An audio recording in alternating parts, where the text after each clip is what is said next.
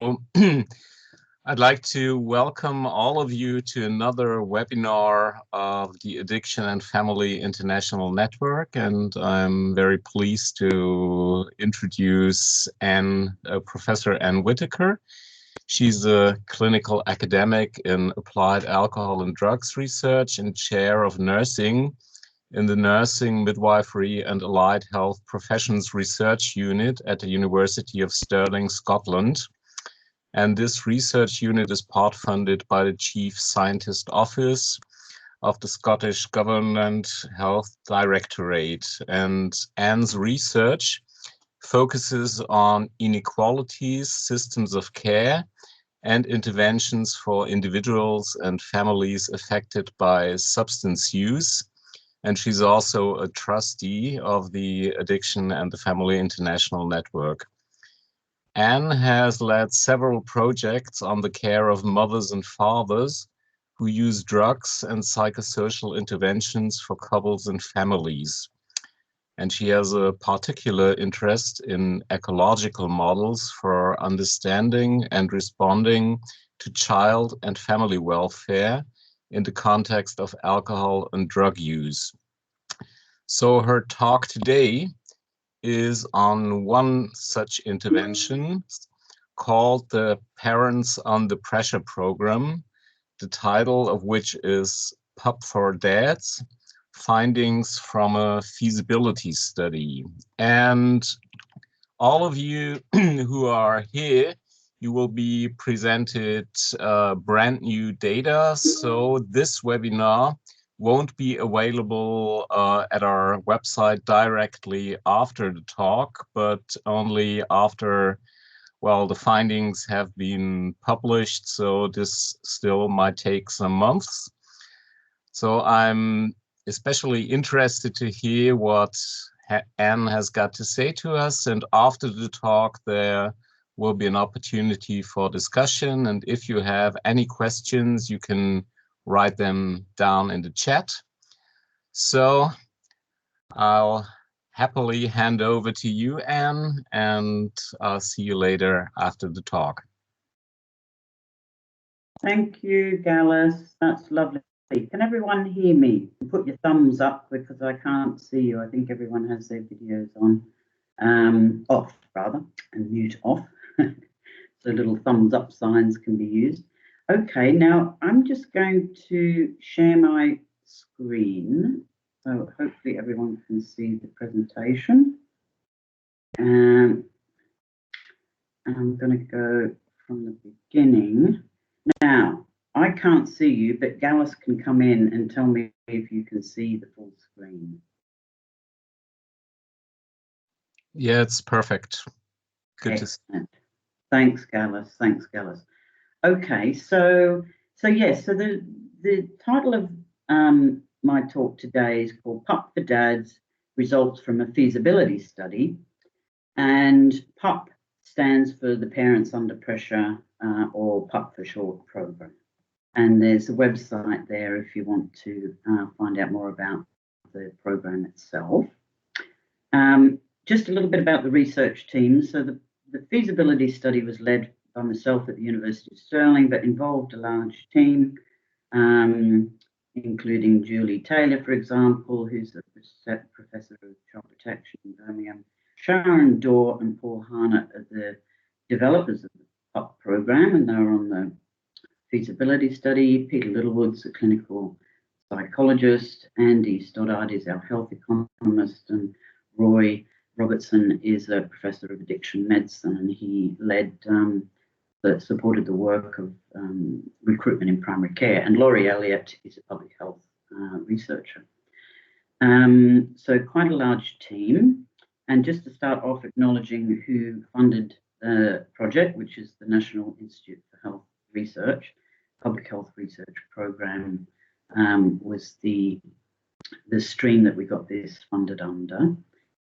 And NIHR, the final report for this project's been submitted and is currently under peer review. So as soon as it gets through the peer review process, we can share this webinar on the AFINet website.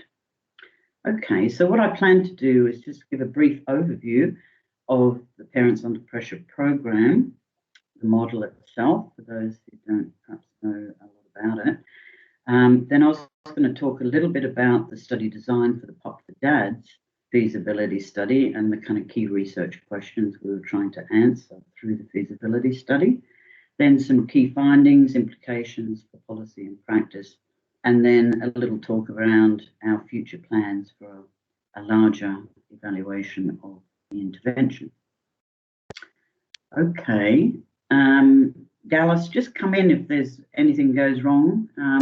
Otherwise, I'll just plough on because I can't see anyone. Is that okay? Looks all perfect and no complaints from the chat so far. Good. That's always a good sign. Okay. So, so the Parents Under Pressure program, I mean, I'll briefly describe a little bit about the model. So it was originally designed for children and families with one or both parents who are dependent on alcohol or drugs, but it's now more commonly used for basically any family where there is complex needs. So, for example, if the parents have got mental health problems or there's domestic abuse in the family, etc. So the aim of the program is actually to prevent and treat child abuse and neglect, to improve parenting and family functioning and child well-being. So the program is underpinned by a kind of ecological model of child development and family welfare. It includes an integrated theoretical framework for assessment of the family, which is used to inform family support plan or the case formulation. The program is kind of manualized and structured into 12 modules, which are delivered flexibly over around 6 to 12 months, depending on mutually agreed priorities and goal setting between the POP practitioner and the parents and the family. The program is primarily a home visiting intervention, but it also involves activities outside the home and in the community. It can be delivered with one or all of the primary caregivers, so it can involve mothers, fathers, kinship carers, and perhaps other caregivers for children either living in the home or in out-of-home placements. And the model is designed to be delivered as part of a kind of multi-agency approach with potentially several different agencies involved with the family, which there often are. For example, drug treatment services, child protection services, housing, education, criminal justice, and the like. So the overall aims of the program is to, well, there's kind of three threads really that run through the entire program in terms of how it's delivered. And one thread is looking to empower parents to believe that they can be the parent their baby or their child needs. So there's a strong emphasis on parental self-efficacy. The other main thread is developing a kind of nurturing and loving relationship with the children. So attachment is a critical component of the intervention. And then the other key aspect of it is to enable parents to understand and manage their own emotional state. So the idea is that a lot of the parents have difficulties with emotional dysregulation, and this prevents the parents from connecting with their infant and child and supporting optimal development. So the program itself isn't a program in the kind of traditional sense. It's a modular system and it's based on the integrated theoretical framework. And it's flexibly delivered.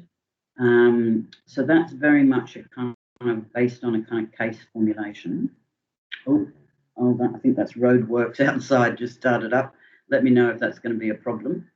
The framework integrates a number of theories of child development and family functioning. These include attachment theory, the construct of emotional availability, neurobiological models of stress and trauma, and Bronfen-Bremer's ecological model of child development and child maltreatment. So there's an explicit framework and a process for developing the case formulation that integrates these theoretical perspectives and leads to a treatment or family support plan. So some of the main features, PUP is designed to be easily applicable in routine clinical practice by a range of different professionals and with different populations and in different settings, including community-based settings and residential facilities. So the focus of assessment intervention is the quality of the caregiver-child relationship, as well as parenting practices, values and expectations, parental stresses, and parental emotion regulation. The family support plan focuses on strengths and challenges, areas for change and development, and goals that are identified through collaboration. Progress is carefully monitored and developed and documented rather on the PUP Family Bespoke database, which includes standardized validated assessment of parenting and child wellbeing. And workbooks are used to support the delivery of the program. So there's a practitioner workbook which outlines the theory, and there's a parent workbook which utilizes the concepts and exercises and discussion points as a basis of the family support plan and the delivery of the 12 modules. Needless to say, the whole program's underpinned by kind of relationship-based practice, so a lot of respect and empathy and therapeutic working partnership with the family. So the modules, there's 12 modules listed here, and they're based around the kind of core aims of the program and the theoretical framework. Now, they are designed to be delivered flexibly depending on the needs of each family. So, for example, if the main presenting issue at the start of the program is the parent, say, illicit drug use or heavy alcohol consumption, they would start with Module 9.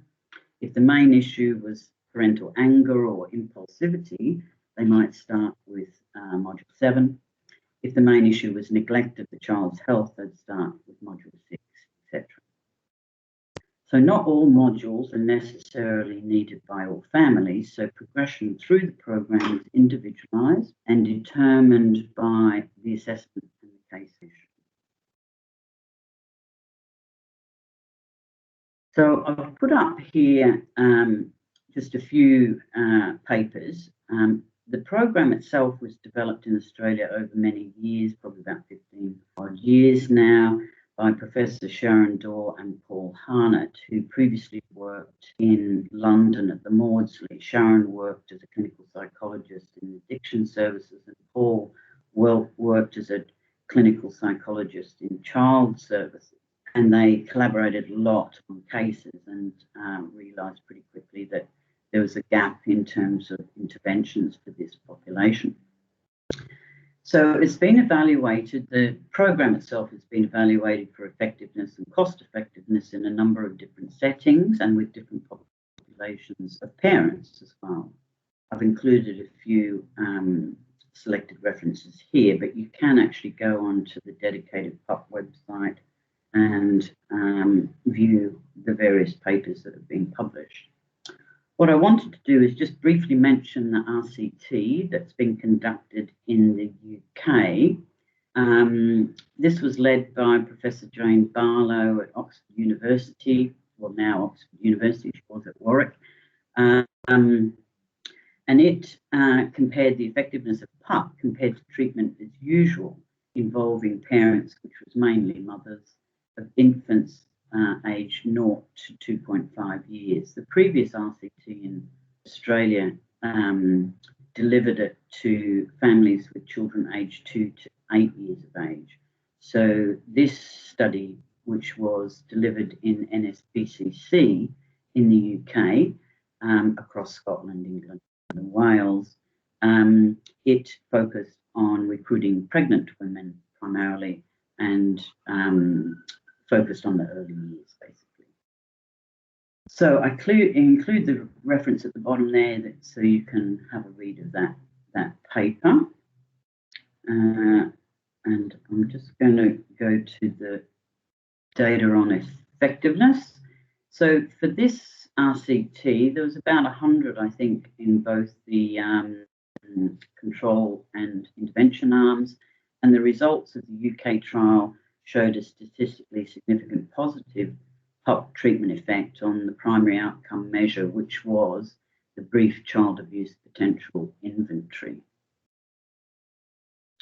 In terms of the cost effectiveness results from that trial, results showed that although PUP was slightly more expensive than treatment as usual, the economic value associated with treatment gains meant that it was likely to be cost effective in terms of reduced child abuse potential with relatively little investment.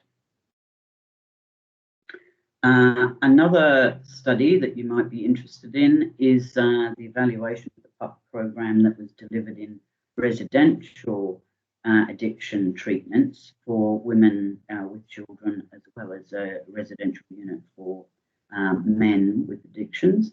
And that evaluation was conducted by Trinity College Dublin, and that's the evaluation there if you're interested in the intervention as it might be applied in residential or quasi-residential settings.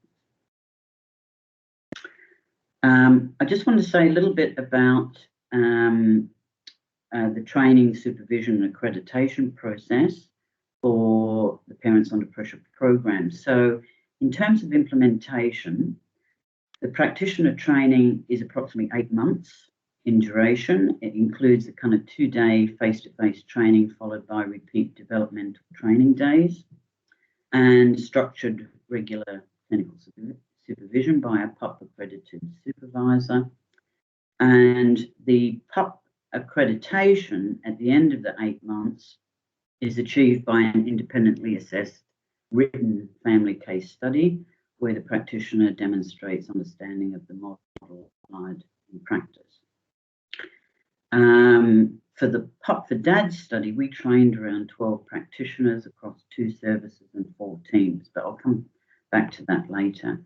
And of course, thanks to COVID-19, PUP training is now all delivered online. And roughly speaking, per practitioner to accreditation level, it costs £1,000 UK pounds.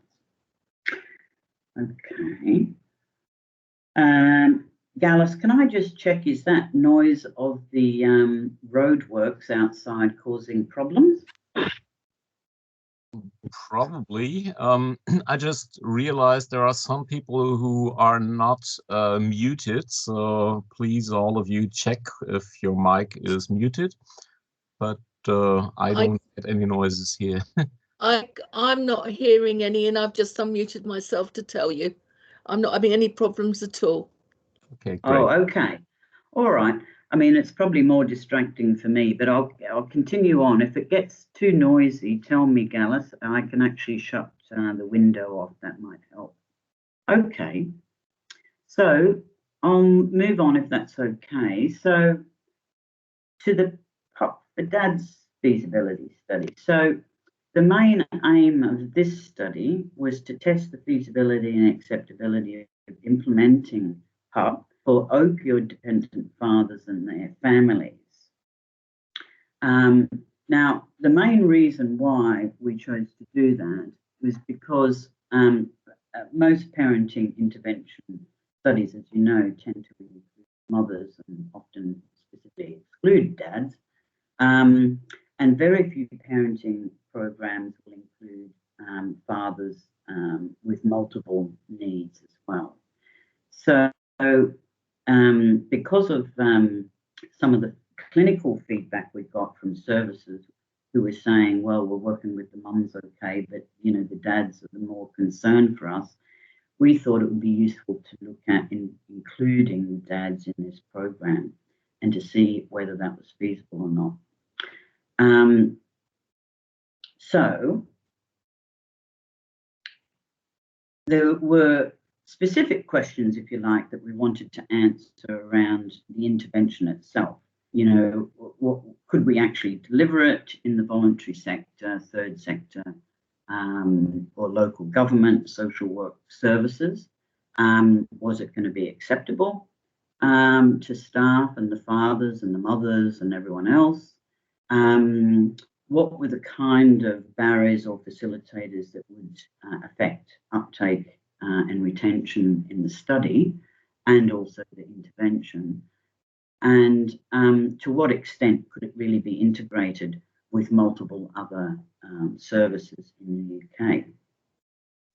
We also had a lot of a wide range of feasibility questions regarding whether or not a larger evaluation of the program could be conducted successfully. So, for example, you know, would we be able to recruit enough dads into the study? How many would drop out of the intervention or the study? Would we be able to track them down after they finish the intervention and get our follow-up data? Would they answer any of the questions we wanted them to answer, etc.? And we also really had no idea what usual treatment was for these kind of dads. So basically, at the beginning of the study, we had a lot of uncertainties about the feasibility of conducting a large evaluation that we needed to answer. And the study design itself included preset kind of progression criteria that we had to meet in order for it to be considered feasible to move on to a larger evaluation. So for the feasibility study, we included as delivery sites two quite different services. We included social services, a specialist pregnancy service called the Prepare team in Edinburgh, and it was led by social services, but included NHS staff as well as social work. So there was early years workers, a midwife, a health visitor, an addiction worker, etc. And the senior social worker leads that service. And the other service we asked to get involved in the study was a service called Circle, which is a third sector children and family support service that offers, you know, family support to disadvantaged families, and especially those affected by parental substance use. So Prepare, for example, Prepare service, about 90% of their families are involved in the child protection system, and roughly about 50% or more the babies are taken into care at birth. Circle works with families more on a kind of voluntary basis, although they do get a lot of referrals from children's family social work as well. So in terms of the feasibility study, we had endless debates and arguments about who or what is a father. So for the purposes of this study, we really wanted it to reflect kind of real life clinical practice where it's all rather messy. So we decided to include a diverse range of dads who broadly reflect the population of dads or father figures, if you like, who would normally attend drug treatment services or social services. So we included dads who were biological fathers as well as non-biological, resident fathers as well as fathers who were non-resident with the children, so long as they played a role in the care of the children. We also wanted to try and encourage concordant couples where both the dad and the mum were drug dependent, and discordant couples where only the dad was. And we also wanted to include dads to be or expected dads with a pregnant partner. And the only requirement was that there had to be one child aged 0 to 8 years of age, and we only really excluded men if there was clearly a court order or a child protection order that prevented them from contact with the children. So basically, if they were a dad, or if they thought they were a dad, or if they looked like a dad and they were still breathing, we included them in the study. Okay, so in terms of the study design, this is roughly what it looked like, or what this is all looking very neat and tidy, and of course it never worked out like this, but anyway.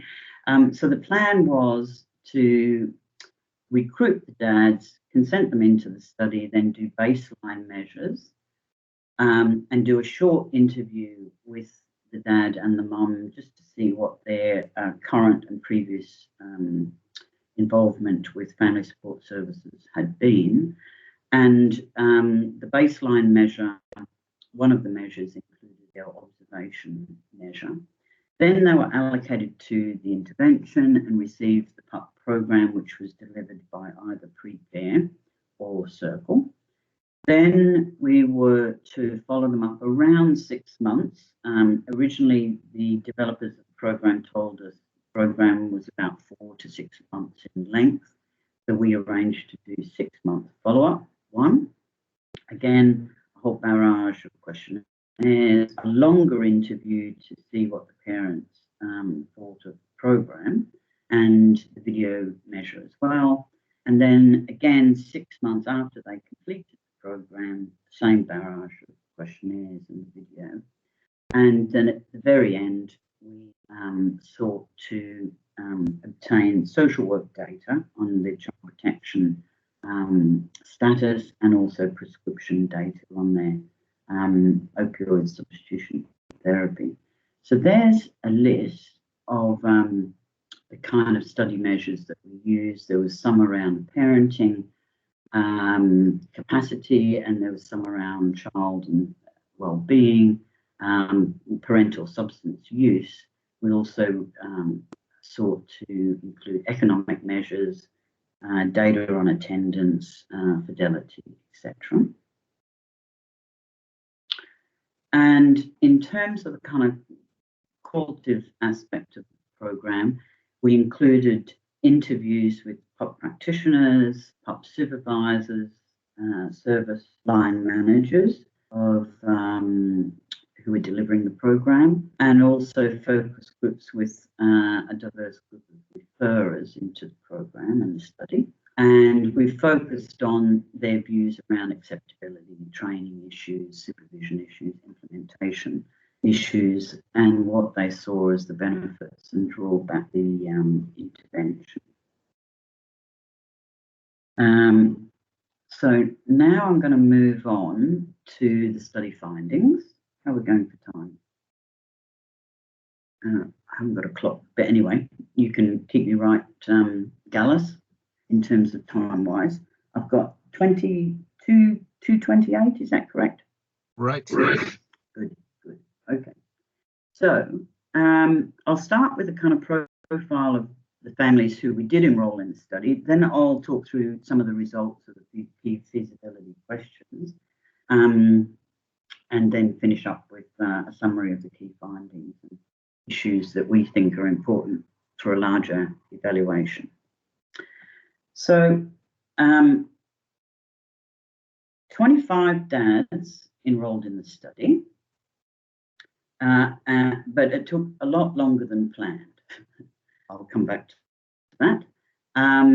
The average age was 39. They range from 27 years to 52 years. And the majority were prescribed methadone. Some were also prescribed buprenorphine. And many were also prescribed diazepam, which is a unique issue in Scotland. And 20 of the 25 dads were in a relationship at baseline, all with female partners, all who were mothers of the index child in the study. Other fathers, the other 5 fathers were single or separated, divorced, and one dad was a single dad because his partner had died of a drug overdose. We had 17 of the 20 mothers also agreed to participate in the study. So all the data that I described before was collected on the mothers as well. One mother wanted to take part in the intervention but declined to take part in the study, but otherwise everyone else agreed to participate. And the mothers were slightly younger, aged between 22 and 41, so average age 34 years. 15 were prescribed opioid substitution therapy, 14 were on methadone, 1 was on dihydrocodone, and 2 were not drug users. But a word of warning, because most of the families presented with multiple other presenting problems. So most were involved with the child protection system, some with their children already removed or about to be removed. The majority had mental health problems, physical health problems, housing problems, financial problems, employability issues, criminal justice. And often a lot of them didn't have much social support either. Some of them were really quite isolated, especially those in a kind of early recovery process. Many had a history of complex trauma with a history of abuse or neglect themselves as children, and they were involved with multiple other services. So really most of the parents that we recruited into the study were under considerable stress, really, irrespective of their drug use or drug treatment issues. So I think the important message to get across is that, you know, the kind of families we enrolled in this study are not the kind of families you'll find in most other parenting intervention studies, for example, Triple P or Family Nurse Partnership Incredible Years. The evidence of the effectiveness of these other parenting programs often does not relate at all to the kind of families we enrolled in this study. So I think that's an important point to remember. So in terms of the relationships, the majority of the fathers were cohabiting or married. Some were, we had all sorts of situations. We had some people living together who weren't in a relationship but were co-parenting. We had some who were in a relationship who weren't living together who were co-parenting. So we had every combination you can think of. In total, the cohort of fathers reported have about 51 children aged 0 to 16 at baseline. Most had 1 or 2 children, but only 11 of these were actually living permanently or full-time with dads at baseline. 3 dads were expecting their first baby, and there were 5 other dads who were expecting a subsequent child. When we included all the children of the mothers, there was a total of 47 children in out-of-home placements, temporary or permanent. 38 of the children were living with kinship carers, 4 were in foster care, 3 were in residential care, and 2 children had been adopted. And there were other children, of course, living with the biological mothers. So quite complex families. In terms of father and mother engagement in the PUP program, we had a total of 44 fathers who were referred into the study, and 38 of those were eligible, and we recruited 25 of the 38, so 66%. Now, we lost some between consent, baseline, and allocation to the intervention. 1 father withdrew from the study after he completed the baseline, and 4 other fathers were not allocated because they were offended and were heading towards a major court case and prison imminently, or else the violence in the family was such that permanency proceedings were in place and there was no way there were going to be a kind of reunification plan. So out of the 25 dads, we allocated 20 to start the program, and they had 14 mothers. What we found overall was the attendance and engagement rates between the fathers and the mothers was pretty similar. We had an overall attendance rate of 71% for the dads, 71% for the mothers. Fathers remained engaged in the program for a median of 26 weeks, mothers 30 weeks. in terms of session attendance, the fathers attended a median of 13, the mothers 14.5. We had roughly 70% of the dads complete 6 or more sessions, which we termed as engagers. And the mothers, there was around 71% who were engagers. There was a total of nearly 250 sessions delivered to couples. Roughly just over 50% were joint sessions where the couple did the work together with the practitioner. And then there was also individual sessions to the dad and individual sessions to the mothers.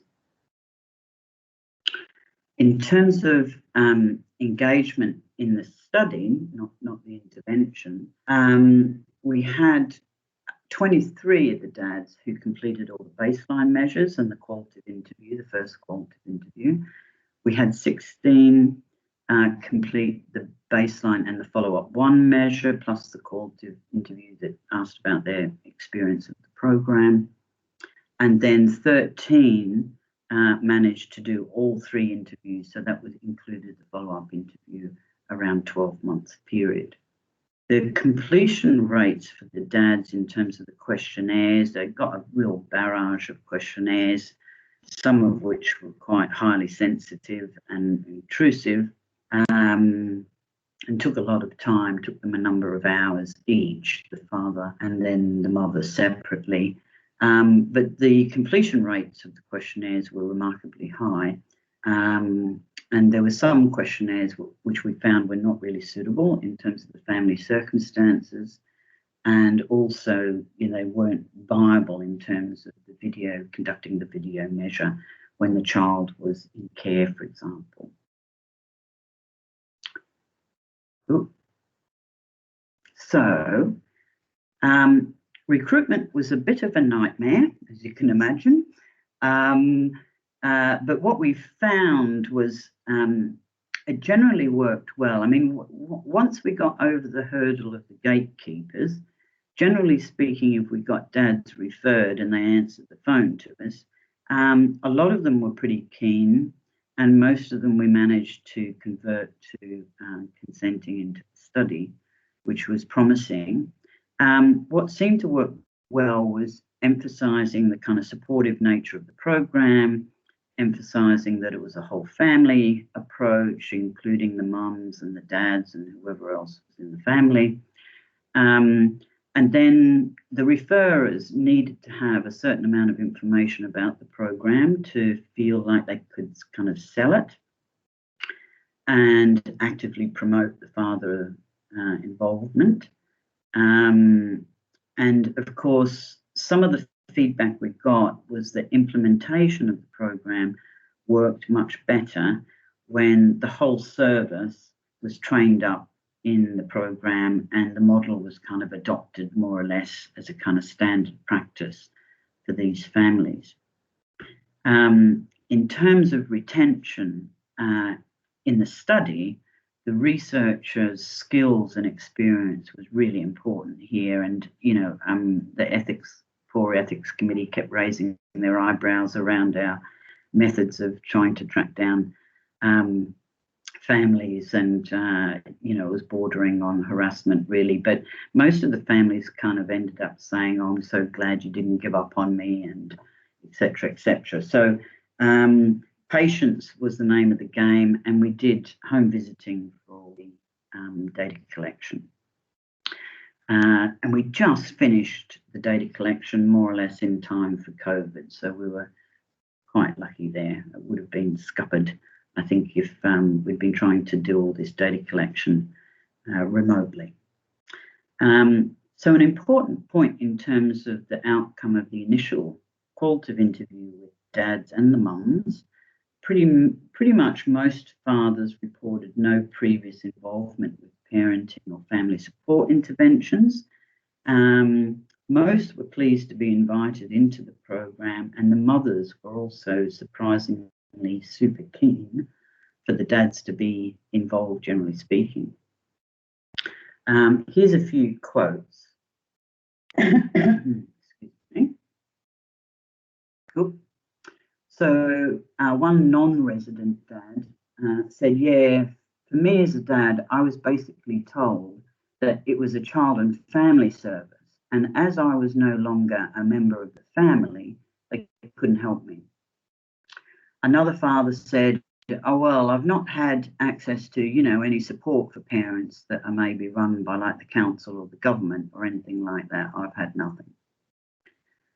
A pup practitioner said, well, practitioners are very comfortable working with mothers. That's the norm. And even if unconsciously they don't want to exclude fathers, they'd find themselves doing that anyway. Another practitioner said, I suppose at the very beginning, maybe selling it to dads and getting them, because the focus is on them and they're not used to that maybe, why would this benefit them? Family support has really been just all a load of discussions about what drugs they take primarily. So no sense that they've, been involved in setting their own goals and being an active agent in the whole process. In terms of acceptability of the program, this was a concern for us in terms of, what was it acceptable to mothers, or were they going to, be putting the noses out of mothers if we focused on dads? So this was a kind of key issue for us. So from the parents' perspective, we got very positive feedback from the parents, even the ones who had their children taken into care. Most parents liked pretty much all aspects of the program. They particularly liked it being quite positive and strengths-based. They liked the fact that it was very flexible. It was kind of conversational in nature. It was quite holistic, and they had their parent workbook exercises. Seemed to work quite well for couples, particularly those who wanted to get along better or who weren't getting along too well. Mothers seemed to be very pleased that fathers were included and supported, and some of the pressure was perhaps off them. Quite a few of the parents talked about they liked having goals to work towards, just little goals that were feasible and doable. And they liked the home visiting. They felt comfortable there, convenient. Quite a few of them talked about really not liking the thought of going to a group program or a public program. And most of them thought that the PUP program complemented the other services that they were involved with. There were some challenges. For example, there was one or two parents who had real problems with literacy. There were some parents where there were so many services involved with them, it was really difficult to actually schedule an appointment with them. And of course, quite a lot of the parents found it pretty tough in terms of, so part of the program involves talking about their own history of being parented themselves. So revisiting trauma was difficult for some. Here's a few quotes. So one dad said, "PUP helped me to set small goals and go out and get, taking the child to school and things like that. PUP helped me to know I'm not a bad dad. I know I'm doing all the right things, but I'm doing more things now and I'm enjoying it." Another mother says, we're doing PUP together. It's something that you can get out of together because everything is kind of separate at the moment. Like my partner's not really been involved in anything. It's kind of all sort of been on me. And I found that a bit frustrating and putting me proper under pressure sometimes because I'm thinking, well, why is everything aimed at me? And he's kind of been left in the background. People are involving him in things now, and it's kind of like turned around a bit. It's involved. So in terms of the practitioner's point of view, PUP provided quite a clear structure and a framework and tools for practice. That was a big plus from the practitioner's point of view. They also liked the kind of therapeutic focus on the fathers, who for them had previously lacked really a lot of parenting support. They thought the content was very acceptable and quite appropriate and often quite powerful for the parents. They supported communication, the program rather supported communication with the parents, so the kind of goals and the workbook that they used strategically, if you like. They also liked the strengths-based approach, which they felt was empowering for parents, and they particularly liked the flexibility of the program. So it wasn't, strict, manualized, do this on such and such a day and do this session at such and such a time. It was very flexible and it could be individually tailored, which was a real plus for the practitioners who know that that's what tends to work with these families. So a few quotes here. So one practitioner said, we would still maybe draw on some of the emotional regulation work or mindful child management modules. That really complements what we were already doing. So PUP has given us a nice framework to do that with. So yeah, formally or informally, PUP is used in most of our cases now. Another practitioner said, I know a lot of families have fed back that they really like the view of self as parent module, and it gives them an opportunity to, I guess, put into context their own experiences and then go on to have an understanding about why that's impacting on the way that they run their own lives or the way that they parent the children and their coping strategies. In terms of the service manager's point of view,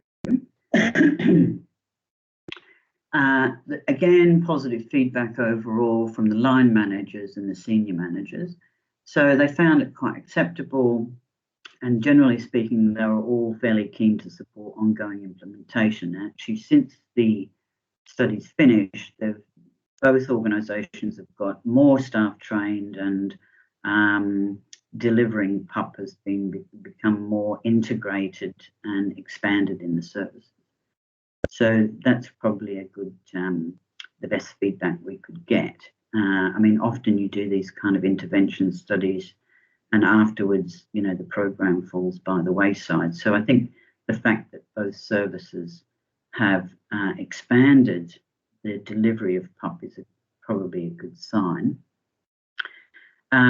They liked the whole team approach and the whole family approach. They felt that that was, fitted well with the kind of their ethos and the kind of policy agenda going forward. And they also liked having this kind of clear framework and a rationale for delivering parenting interventions. And I think that was particularly helpful in terms of, applying for funding bids and the like. And I think the other bit that we talked about with the referrers was around, how they might be able to sell it to fathers more. These are a group of fathers who would normally, generally probably be ignored. And there was quite a bit of discussion around whether or not child protection, having a kind of gun to their head, if you like, was either a positive or a negative factor for fathers to engage in the program. I should have said that the services we recruited from included drug treatment services and these two intervention teams, as well as third sector and local authority drug treatment services. We didn't actually try and recruit into the study from children and families child protection services. So that was probably a bad decision, and we would certainly include those as referrers if we were doing a larger study. So just a few quotes here from service managers. So one said, well, these larger pieces of work involving training and accreditation, you need more kind of a collective approach within a team so you get a momentum going. So where we had services that only had one PUP practitioner, they tended to struggle a bit in terms of getting it implemented and embedded. whereas if there was 2 or more, the practitioners could support each other in terms of embedding the program. Another service manager said, we've now got a father's worker as part of the team. Any of our people could have worked with dads, and for some reason there's obviously some kind of mental block where people don't seem to refer dads even though they could work with them. But as soon as you put a father's worker in there, they're like, oh yeah, we can refer dads to you. And you're like, really? So in terms of the deliverability within the different agencies, it worked equally well in both agencies, despite them having quite a different remit, organisational structure, management, etc.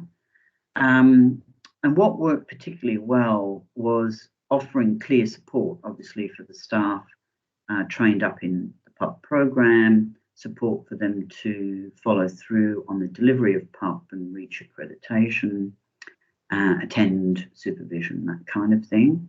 And they also talked about, having very structured supervision, group supervision, individual supervision, and having that planned well in advance and putting aside proper time for it. And then they also talked about having a kind of sustainable model of training. So, there's always staff leaving agencies, new people joining. So you need a sustainable program of training to keep capacity working. And actually the 2 agencies trained up 2 practitioners to supervisory level, and that really helped embed the program in each service.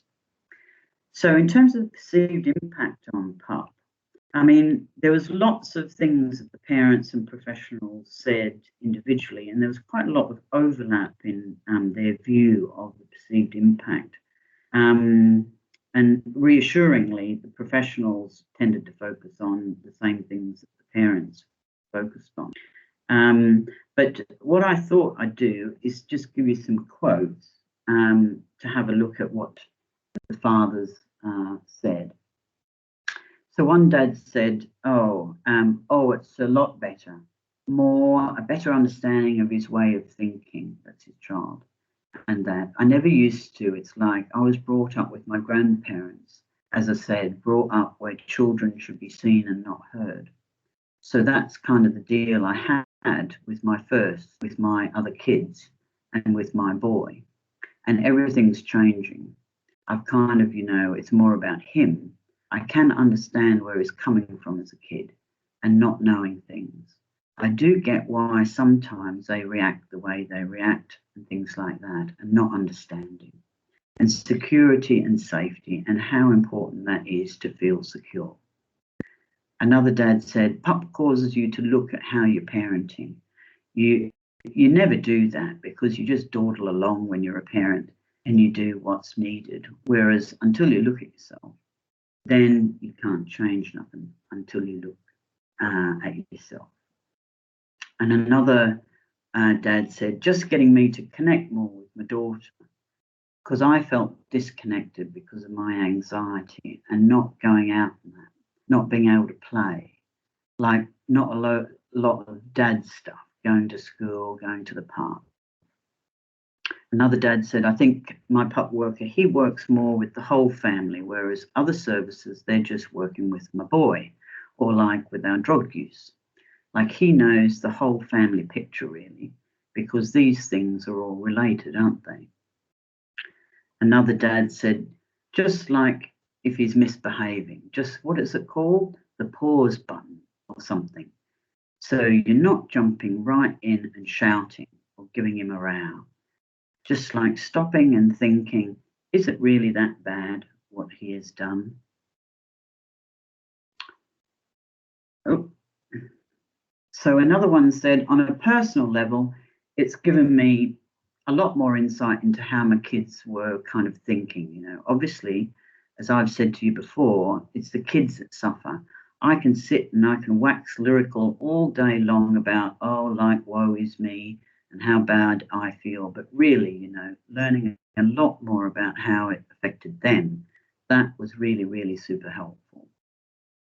And another dad said, I think PUP should be made compulsory, especially if the social worker is thinking of removing the children. I think it might be like giving the parents more of a chance and having more things in place to help parents, rather than just stepping in and taking the ban or child away. So some of the lessons we learned from the study was really about the impact on the services in terms of implementation. Involving dads was extra work for the services. Most services, as you know, don't routinely involve the dads, and if they do, it's more in a peripheral way. Whereas if you're really focusing on the complex needs of dads alongside the complex needs of mothers, it is additional work. So that has implications. We learned a lot about the recruitment and engagement process and how to improve that in a future study, for example.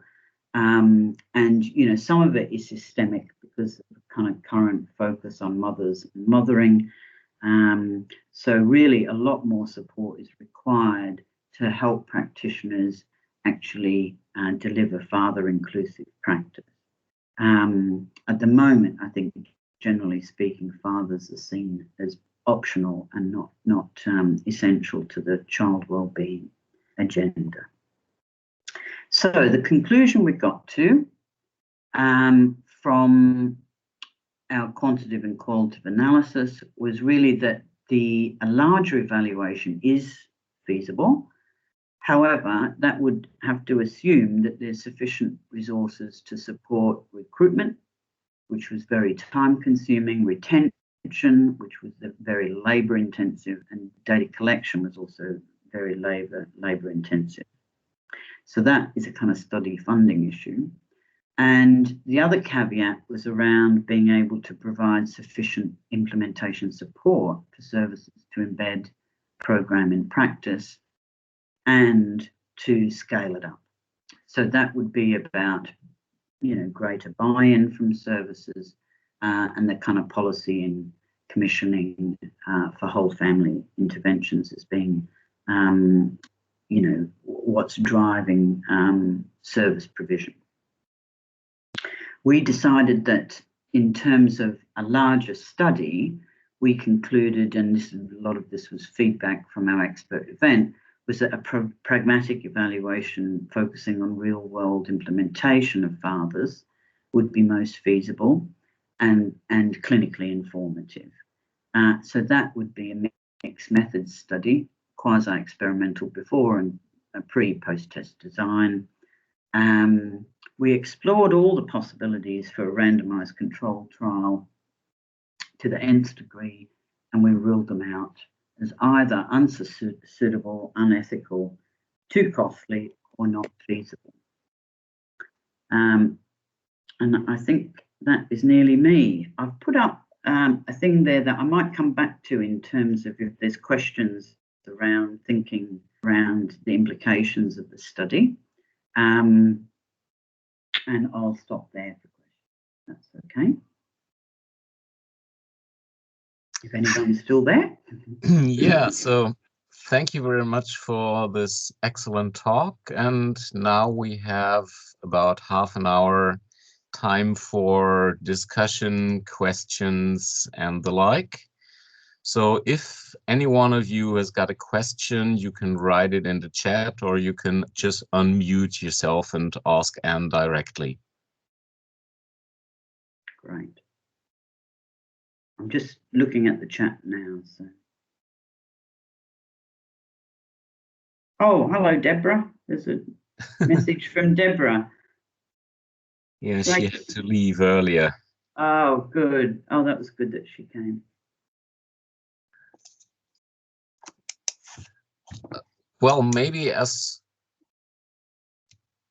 well, it's more comments at the moment, and I think all acknowledge that this is a real important topic. But maybe I just could start with the first question, and as far as I understood it, you said it was rather difficult to recruit the parents, and I just wonder whether there might be options to get a better reach, so to reach parents earlier and probably combine it with some motivational interviewing or whatsoever. So what are your thoughts about that? Yeah, that was one of the conclusions we came to in terms of the future study, Gallus, that I mean, it wasn't straightforward. We had some families who were recruited and at baseline permanency proceedings were in place, and it looked all rather grim.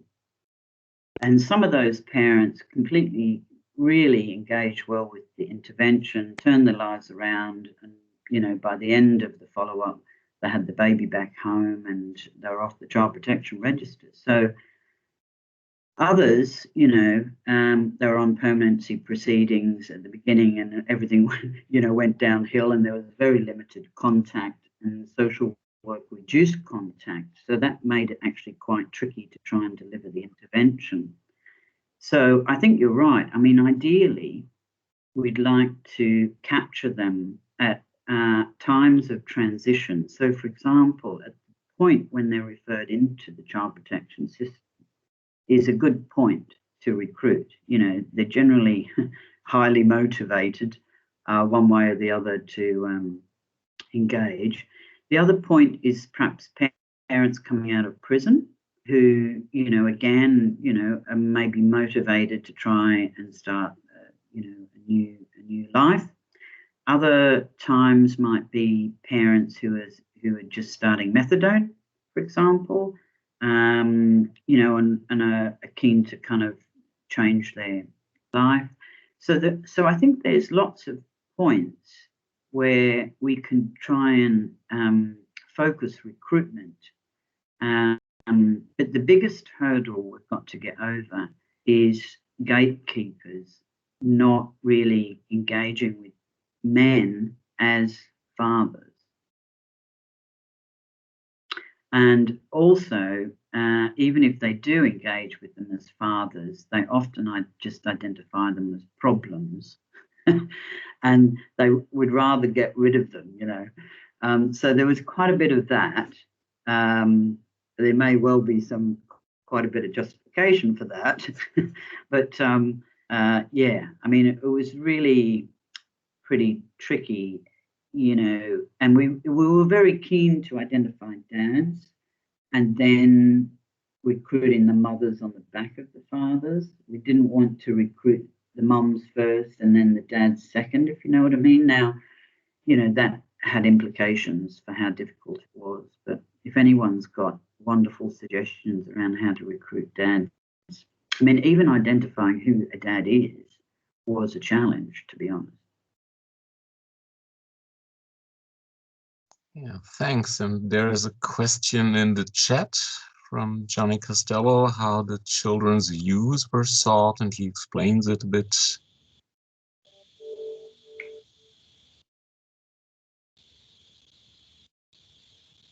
Sorry, Johnny. Yes, come in and say.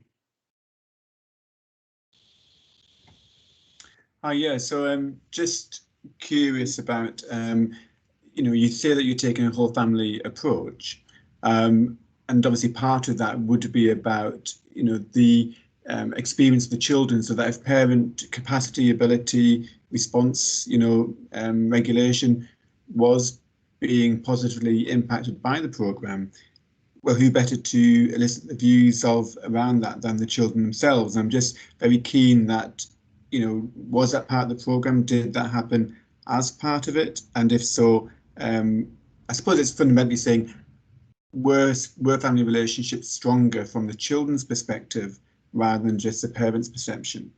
Well, that's a really good question. I mean, the simple answer is we didn't routinely collect that data, and that's because children were aged 0 to 8. I think if they were older, you could quite happily, well, that was the index child, you see, and most of them were actually under the age of 5. So that's difficult to get the child's view.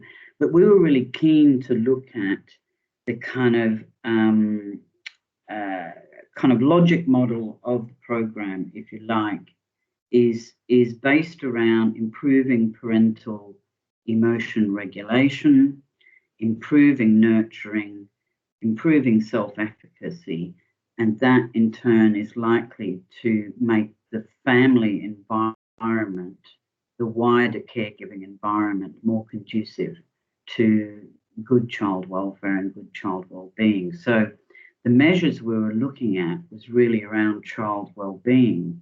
But as you know, a lot of the measures on child well-being are quite, broad developmental measures. And so we were really keen to do the video observation measure to look at actual emotional availability as it's expressed in practice between the parents and the children. So we were really keen to include this video observation measure. It was really difficult to do that. But what we did do is we looked at measuring the kind of, if you like, the clinical significance using the reliable change index measure. We looked at changes in child abuse potential in the fathers and the mothers, and we also looked at changes in illicit drug use and alcohol consumption. I guess the argument was, well, you could have an intervention and it could be wonderfully acceptable, but if it doesn't make a blind bit of difference in terms of, or likely to, make a difference for parents and children, then, there's not much point in going forward for a big study. So we were particularly interested in whether there was observable change at an individual family level. And that showed to be positive. So in some ways that was encouraging because it's looking at, I guess, emotional availability and emotional dysregulation in the parents as being a significant moderator for child well-being and the risk of child abuse. So that's probably a very long way of not answering your question, Johnny, but I think if the children were older and there was a measure, the measure, I guess, that would indicate the child's response, if you like, would be the emotional availability scale, which is the video observation measure. And can I, Richard Valentine? Oh God, there's feedback. Are you getting feedback? A little bit, as so long as everyone's got their mute. I'll put my mute on. I've no idea why it's doing. That's not doing that now. Okay. I'm very interested in this getting the child's view when the child is very young, and I can see that the best way would be to get video observation data and analyse that. Obviously, that was difficult. Could you say a bit more about the difficulties and how you think you might be able to overcome them? That's my first question. I've got a couple of others after, but I'll stop there with that first one. Okay, I'll try not to bore you to tears about the problems we have with the video measure. So to complicate things, we included the National Health Service in this study. So we had NHS research ethics approvals, and we also had NHS R&D approvals. And the NHS R&D just have, they really worry about video data as personal identifiable data and the security of that. So they only approved me as an NHS employee to carry around an enormous NHS laptop to do the videos. So I had to be present at every interview to be able to potentially do this video observation measure, because I was the only one who could log on to the NHS laptop. So there was real feasible problems with you know, being able to set that up, because as you can imagine, you know, we might have arranged 8 appointments for each successful interview. So it was very tricky. The other issue with this particular population was there's a huge percentage of them where the children were in care. They were with kinship carers, they were in foster care in a completely other local authority, they had children all over the place, and actually trying to get the parent and the child together at the same time to do the video observation was a huge challenge. We managed to get, so say for example, the child's in foster care and the parents got contact arrangements. What we would do is we'd have to get consent from the corporate parent. The corporate parent social worker would have to talk to the child, you know, maybe 4 or 5, and say, is it okay if a researcher comes along to the next contact visit?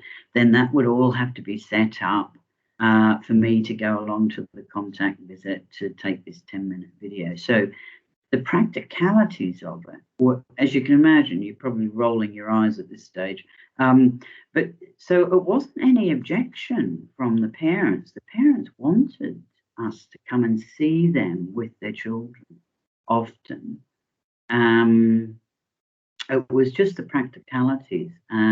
Interestingly, the NSPCC trial was done through the NSPCC, didn't involve the NHS.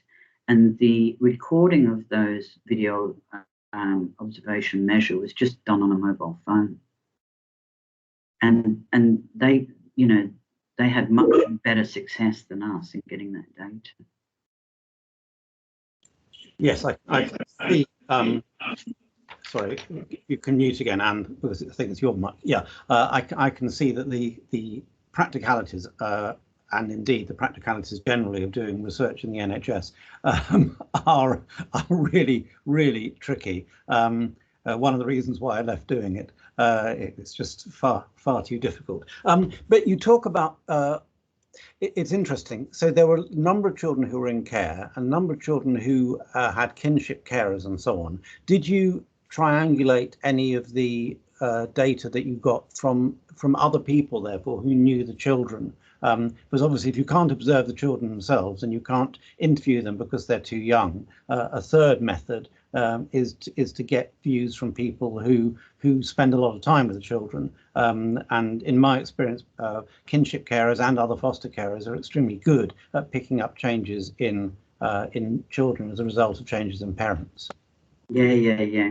Well, that was part of the reason why we wanted to collect all the data from Social Work Scotland records, because we wanted to look at, were there changes in the child protection status? We looked at out-of-home placements and the timing of those and the length of those, and change in time over the course of 12 months. And part of the PUP program is the practitioners routinely administer validated questionnaires. So for example, they'll do their SDQ routinely, they'll do the DAS routinely, you know, so they're completing those questionnaires to measure child development and child well-being and parenting well-being all the way through the program. And this bespoke database, if you like, produces reports for the practitioners, so it interprets the questionnaires, and that then feeds into their kind of family support plan. So in a larger study, we could look at, and they're obviously practitioner administered questionnaires, and there were quite a lot of kinship carers and foster carers involved in the program, but not regularly throughout. So part of the problem we had was there were so many changes with the families from baseline to end of treatment to follow-up. You know, we often had 3 different questionnaires or 3 different separate sets of data from baseline. You know, there was difficult to get the same 2 measures that, across more than 2 points. So obviously, in terms of our future study, we've designed to do repeat measures throughout. You know, so if you're taking the same measure 10 times and you're missing 3 points, you've still got potential to follow that through. But yeah, it was quite complicated, to say the least. Okay, Richard just mentioned he got several other questions, but as I've seen, there are also some questions on the chat. So probably first we go back to, again, Johnny Costello, who also wrote that he's interested in the impact of parents being triggered by the re-traumatizing aspects within the programs and how to deal with that regarding psychological care needed. Yeah, so I guess one of the things that underpins the program is the understanding that most parents have real difficulties with emotional dysregulation. And usually that is because they have a history of trauma. It's also related to their substance use. It might also be related to, you know, borderline personality disorder. It might be related to depression, chronic depression, etc. But the assumption is that the parents' kind of stress response, if you like, it really needs to be supported. So there's a lot in the program that focuses on helping the parents with, you know, if you like, trauma-related symptoms. So there's a lot in the program around mindfulness, mindful parenting, and helping the parents manage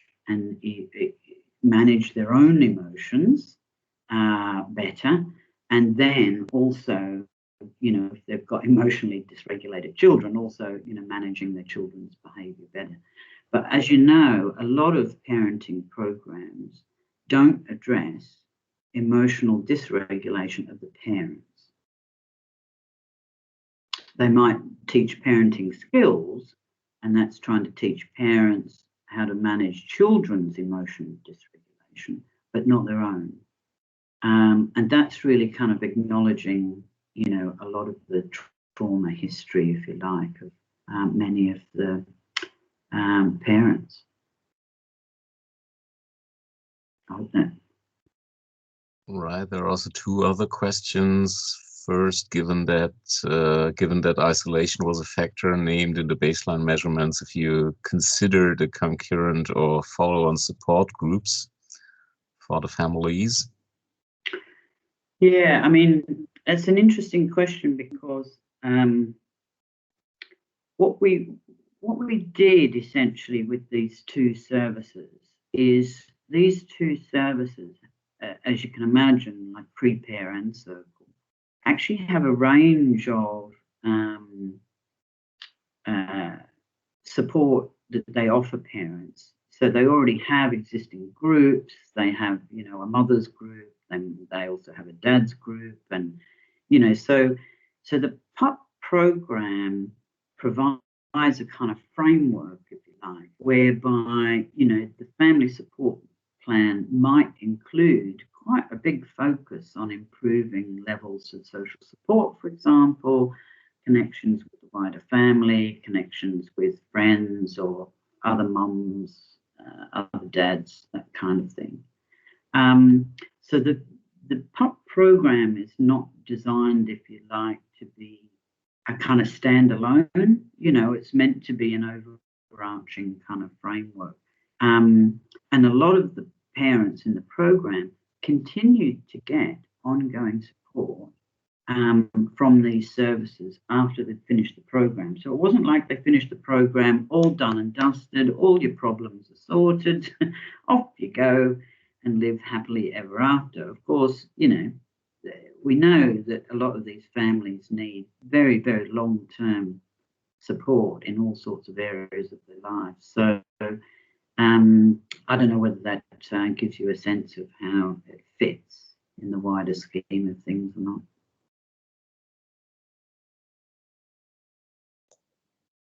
And I also see there's a suggestion about what doing the study with parents who have had difficulties in parenting in the first year of parenting specifically.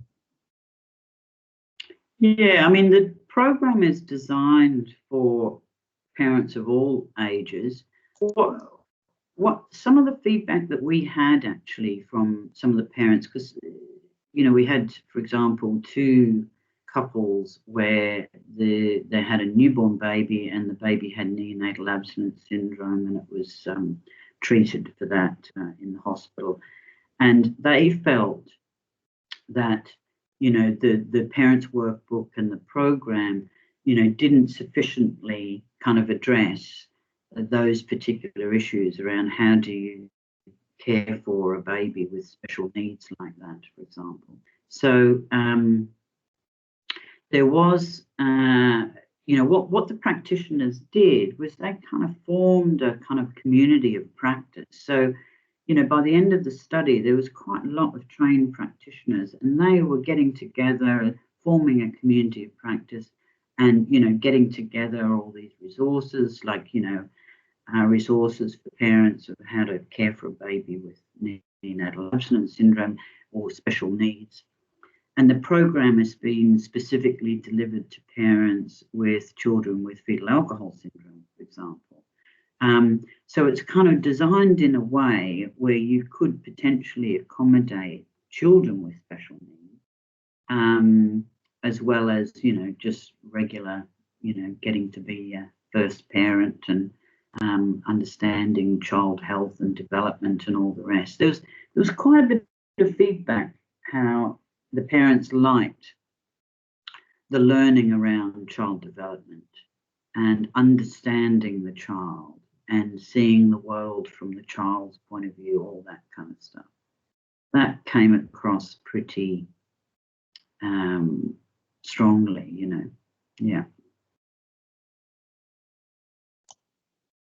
Okay, so are there any further questions or comments? Jim.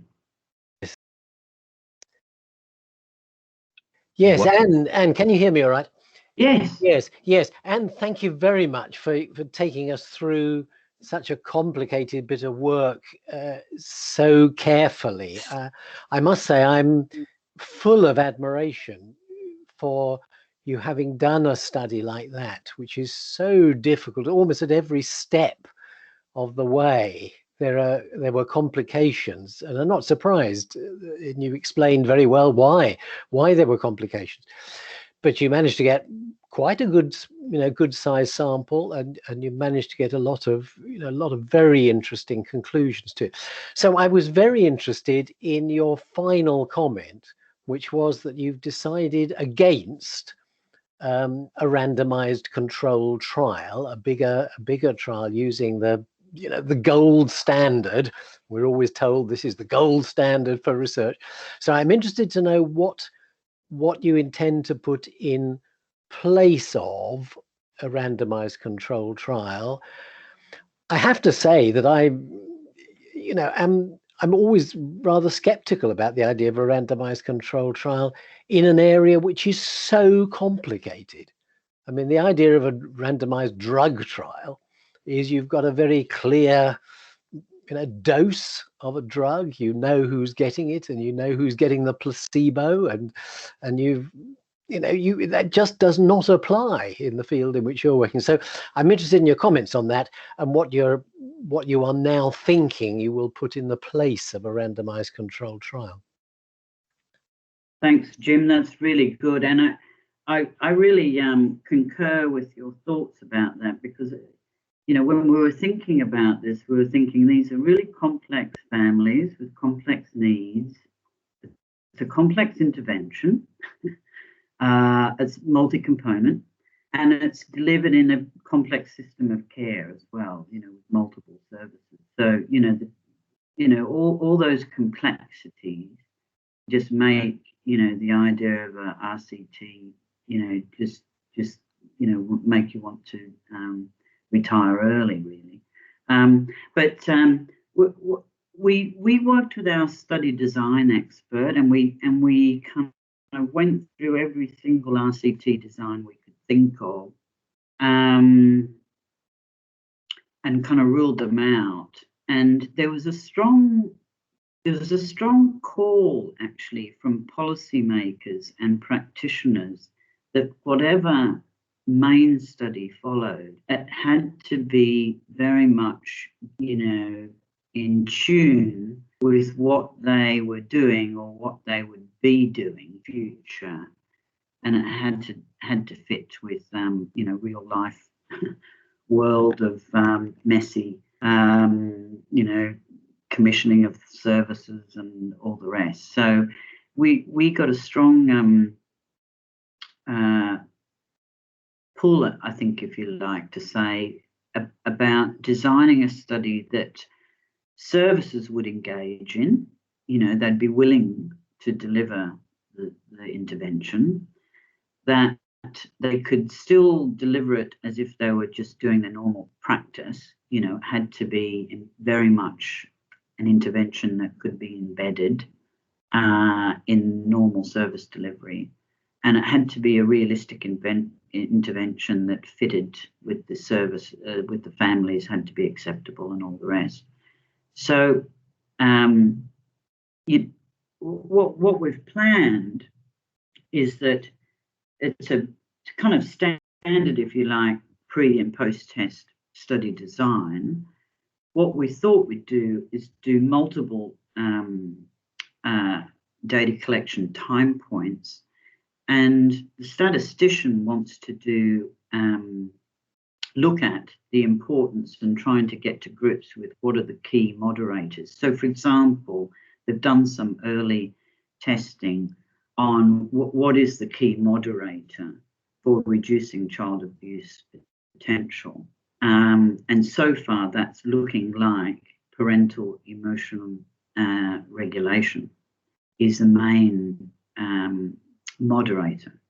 So he's suggesting, well, let's look at a SEM model where we're doing testing a whole lot of different variables, and particularly looking at kind of pathways where the intervention might work for certain families or certain circumstances, and look more at how it works. So that would be more informative longer term as to, you know, which families does this really have an impact for, which families doesn't it, under what circumstances, you know, where should we really be spending our buck, if you like, down the line for these kind of very intensive interventions. Does that make sense? Yes, it does. Yes. Thank you. Yes, it does. So basically structural equation modeling on a number of different key variables and moderators. So hopefully that's going to give us, alongside obviously a very good process evaluation. So we're kind of thinking of using realist evaluation methods to try and tease out and make sense of some of the quantitative data that we would be obviously analysing as part of that kind of study design, you know.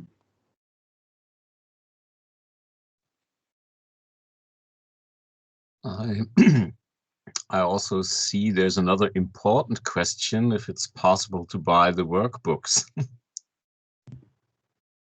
Short answer to that is no.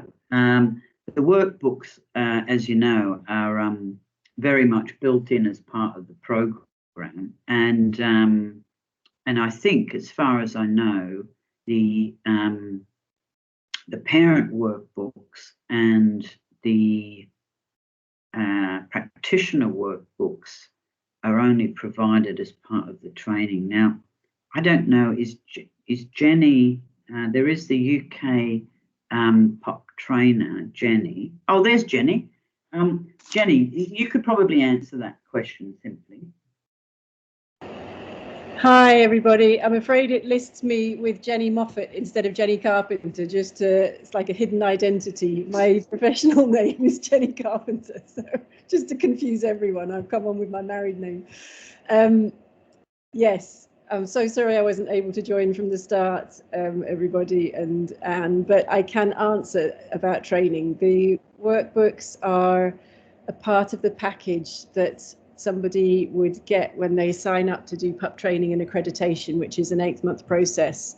And they would have access to online resources. There's an online secure database that is a kind of separate secure part of the main pup website, where you have a lot of online resources and a toolkit, and then you also have paper workbooks and resources. Jenny, it's Margaret. I'm a social worker and I've been listening in. In fact, I found the last questioner, Jim, very interesting in what he asked, although it was more about research. I feel quite sorry, Anne, at what obstacles you've met under the way. I think many of us social workers will feel very great sympathy with you. You just try to do something and somebody wants a problem. But I'm out in Swindon, Wiltshire. How, if we wanted to use something like your scheme, how could we find out about you? Because this was advertised, and yet I think I'm the only one from my setting who's here today. I've looked at everybody's names. Wow. How would we find out about it? And I'll tell you why I'm very fascinated, is that I've always found men are treated a bit as if they're optional in parenting or they're the problem. And yet the really difficult man is often the most useful one, if only I can bear him shouting at me in the first place, because he's actually trying to tell me something. And I've recently had a young man who's been accused of harming his baby, and he has said he hasn't done this, but I think all evidence, whatever happens, he won't be able to clamber out of it. And it's really being able to think of people like that and wondering how there could be a restorative parenting program when everybody just thinks they're to be signed off. And it's just fascinating listening to your research, because you're working with the very people that I've found often are just crossed off. Now, that is just like a general comment. I'm not going to say any more than that. But I would be interested, and also how far in the country your system is growing and going across. Because, for instance, Swindon can sometimes be quite innovative and be very interested in some ideas that other people aren't. Absolutely. And it's almost as if you have to find the right part in the country to try something out. So I'm wondering where you're going as well. But I think I'm giving you too many ideas at once. Probably a bit like Rich, who's got loads of questions for you. No. You've raised an important point to finish on. So the next steps for us is to design and apply for grant funding for a larger evaluation, which is we're in the process of doing that. We desperately need services who are willing to try delivering PUP, getting trained up in PUP, and who might be willing, in 6 months or 12 months down the line to take part in a big evaluation with dads. So we are desperate to get interested services on board for a larger evaluation. So all you need to do is write to me or write to Jenny, email me, and we'll arrange a meeting with you. Wonderful. And right, I'll do that. That's lovely. I just hope when I look for your instructions, will I have how to find you at all? Will it say on the invite how to find you? It's Stirling University, isn't it? So I'm just putting my email on what do you call it, chat? Yeah, because if I email, give out my details, they'll probably say I'm going a little bit too far. Oh, that's lovely. Thank you. And there's mine as well, Margaret, for you. So we have lovely. And the PUP website, if you just look up PUP program, you'll find it. Very much with some of the similar work that they are beginning to try and introduce in Swindon. Very much more about motivational, working direct with the families and having less caseload so you can be more effective. I know Hertfordshire at one stage have tried that, but I think sometimes people lose the motivation because there's such demands on our services. Good one, Margaret. Good on you. Yes, there is a reason why nobody else is doing this kind of research in the UK. Just before I go, how do I find my chat? I keep trying to look for chat. There's a kind of little bubble that looks like it's a speaker bubble, you know. If you, up the top, if you click on it next to the people button. Lovely. Do you know, I've been trying everything. Right, because I've grown up enough to learn from the young adults that I'm best photographing your email addresses, not writing them down. They all shout at me in the office, use your camera.